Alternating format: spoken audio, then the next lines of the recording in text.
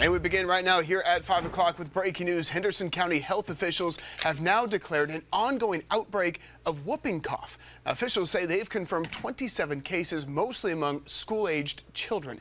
Now, whooping cough is an infection in the airways and lungs, and it can spread easily when you cough or sneeze, and symptoms usually develop within 5 to 10 days, although it can take as long as 21 days.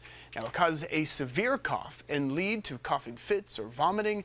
Infants younger than 12 months or those with weakened immune systems are at the highest risk for severe illness or even death. Now, officials are encouraged to make sure that their vaccinations are up to date.